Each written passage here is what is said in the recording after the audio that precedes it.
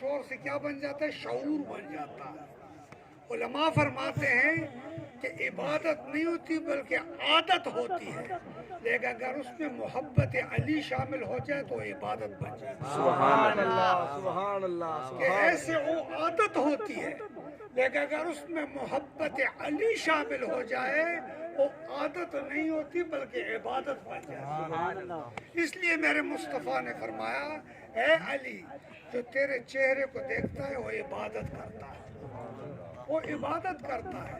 اے میرے دوستو، مولا کائنات حضرت علی کرم اللہ وجہ کو اللہ نے بڑی فضیلت عطا فرمائی، بڑی عنایتیں ان پر ہوئی اور بڑی کرم نوازی ان پر ہوئی ہے۔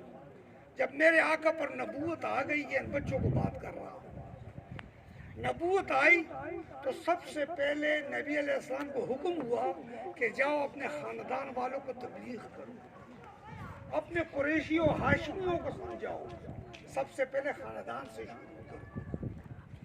میرے آقا گئے، گھر میں دعوت کی، حضرت زید کو فرمایا کہ جاؤ ایک بکری لے آؤ ذبح کرو، میں نے گھر میں دعوت کر دی۔ زید گئے، بکری ذبح کی اور گھر پہ آ گئے اور سب کو دعوت کی۔ ابو لہب بھی آ گیا، ابو جہل بھی آ گیا، جناب ابو طالب صاحب بھی آ گئے، سارے آ گئے۔ اور میرے مصطفیٰ نے وہاں کھڑے ہو کر کہا کہ مجھ پہ اللہ تعالیٰ نے نبوت کو سر پہ تاج سجایا ہے تو مجھ پہ نبوت آئی ہے، لہذا سب کو لا الہ الا اللہ محمد الرسول اللہ۔ اے ہاشمیوں، اے مطلبیوں، تم میں سے اس دین کے راستے میں میرے ساتھ مدد کون کرے؟ اس راستے میں میرے ساتھ کون مدد کرے؟ سارے چپ، کہیں سے جواب نہیں۔ کونے میں ایک چھوٹا سا بچہ بیٹھا ہوا جو 10 سال کا ہوگا، 9 سال کا ہوگا، اس کی آنکھیں دکھی ہوئی تھی، کمزور لاغر تھا۔